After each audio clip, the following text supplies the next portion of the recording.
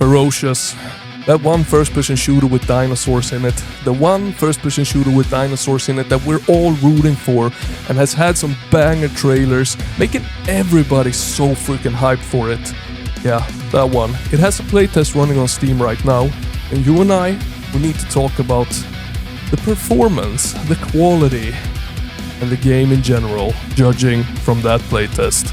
Let's dive into it. He's here! Ah, fuck me! Fuck me! Ferocious, my friends, still doesn't have a release date, but it does have a playtest running that you can sign up for over at Steam right now, and they're trying to let everyone in, so the chances are that you get in, well, they're pretty damn high. The game is being published by tinyBuild, and it's being developed by a first-time developer called Omiyog? Something like that, I'm not really sure. Now, the game in itself is a first-person shooter that takes place in different levels, but each level is a fairly big open zone area. It's not an open world game, but it does feature some open zone areas. And it's got dinosaurs, it's got military foes, it's got mechs, it's got a communication device where we can talk to the dinosaur, it's got a lot of exploration, a lot of secrets, and some drop-dead gorgeous mother-flipping graphics. But how is the quality in all of these things? Let's dive a little deeper into it. So, the story of the game goes something like we were on a boat with our brother, the boat crashed, we ended up on this mysterious island. Whoa, where have we heard that before, King Kong, huh?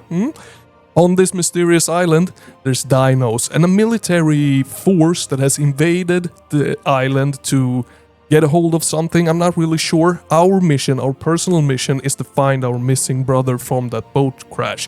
And we suspect that the military has captured him, so we're trying to see where the hell he is and take him back.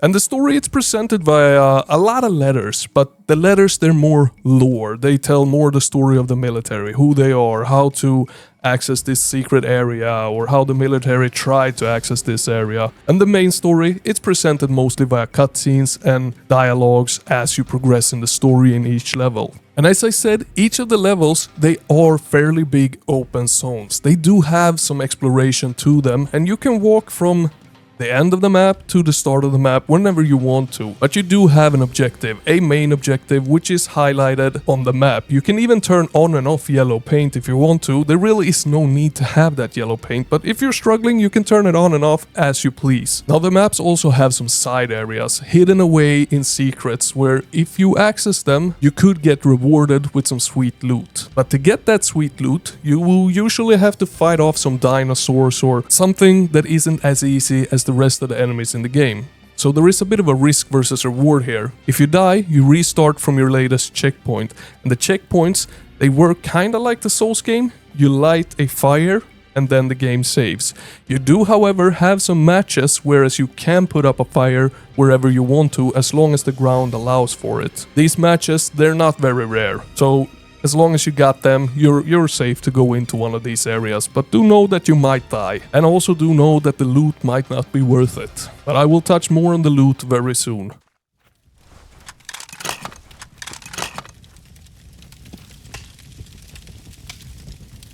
Now, overall, the level that we get to play in, at least in the playtest, it's well made. It's really well made. I like the exploration bits, and I liked how it looked graphically. Graphically, it looked absolutely freaking stunning. And overall, the tone of the level, it feels kinda Indiana Jones meets Turok, which is a nice feeling. Now, the mechanics of the game, well, there is actually plenty of them in this one. It's got crafting. It's got weapon attachments for your weapons, and there's actually 12 weapons in the game. It's got resource gathering, some survival mechanics, though it's got no hunger or thirst or anything like that. And it's got a dinosaur communication device. So, let's start with the crafting. You gather resources and you can craft a spear, then you can upgrade that spear, or you can craft bandages, or you can craft a holster to carry more ammunition. It doesn't feel super intuitive, and the instructions to craft, well, the text kind of pops out of the paper that it's meant to be written on, so that needs fixing. That's not the biggest deal breaker or anything like that, but the crafting system works. However, the resources are super mega generous in this game. Like, there is loads of it. everywhere. You don't need to craft a holster because you will find ammo around every freaking corner. You don't need to craft bandages because there is more than plenty of bandages for you to survive. You don't need to craft a spear because the melee is quite useless in this game and the hitbox for it is worthless. You don't need to craft matches to put up fires because there is fires wherever it needs to be fires. I never felt like I needed to put up an extra one. Never, not once. And then there is a mushroom that cleans the weapons because the weapons they degrade after some time and the degradation is super fast. You can fire one magazine and it's degraded. You need to clean it. The thing is there is so many mushrooms to pick up. I was constantly full of them. So in the end, that mechanic only turned into something tedious that I had to remember to do before entering combat because if I didn't, the weapon would jam. And jamming a weapon, yeah, that can get heated if you have someone right in front of you. But I mean, you can switch weapon or you could just take cover, clean it, poof, good to go. So overall, I don't think that mechanic added anything more than frustration. I never had to be careful that I didn't have any cleaning equipment or anything like that. It was just, oh fuck, I forgot to clean. Even though I have 30 of these mushrooms that I can clean the weapon 30 times with.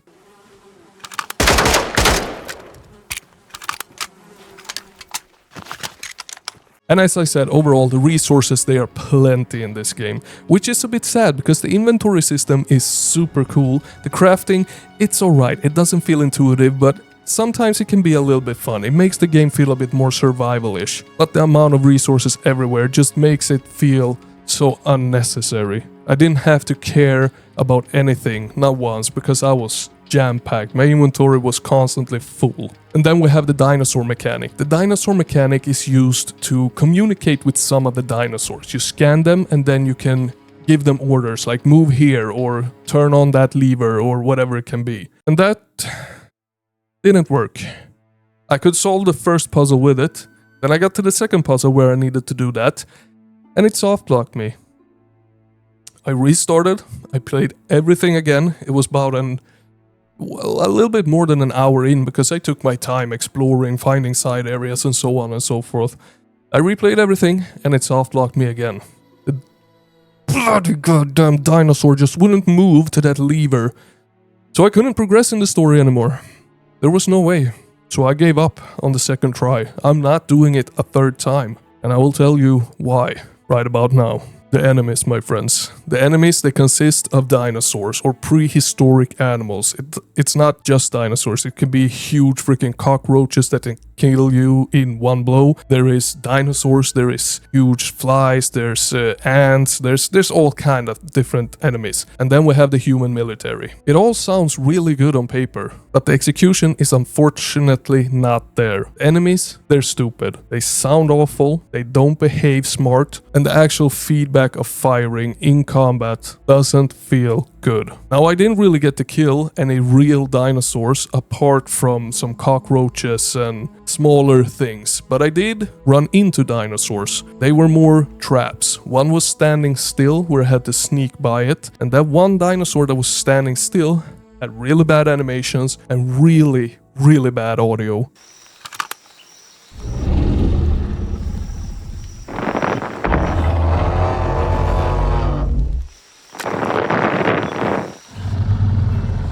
And then the smaller ones that I actually killed, it lacked all form of impact when I kill them. They're super easy to kill, but they will kill you in one blow if they get to you. But when they died, it was like, wait, did I kill it? I had to fire like 2 extra shots to make sure that it was actually dead because there was no feedback to it. It just stopped moving. That was it. Now the human enemies. On paper, they're said to behave really smart, take cover, communicate with each other, and so on and so forth. And while I did notice that, it's not polished. It's not polished at all. I could hear the enemies say that I was behind a window 6 or 7 times in a row to each other. He's behind the window. He's behind the window. He's behind the window. Taking fire. Taking fire. Taking fire. It broke all immersion that the game is trying to give you. And the same thing goes with the feedback of killing the humans as with the dinosaurs. It is a bit better with the humans, but it just doesn't feel good. It doesn't feel polished at all. It feels very alpha stage. And I know I'm very well aware that this is a playtest. They have had multiple closed playtests before this, and when you do a public playtest, you have to make sure that the game is not in alpha stage anymore, especially not the level that you're going to let the players play, because this will be their first impression of the game. And if that is not good, then you have broken the first impression, which is the most important impression of any player. I have seen in multiple forums that the hype for the game after this playtest has gone from here to there. Most of these things that I have been talking about, they can be saved, but overall what I'm trying to say is that the game feels very, very rough. Everything from the movement to the combat to how you interact with the environment, everything feels super early and almost placeholder. And when you do a playtest, you want feedback on the balance. You don't want players to tell you that your game is shit. Make sure to gather feedback on how the attachments for the weapons work and so on and so forth. Not how the game feels, because it feels crap.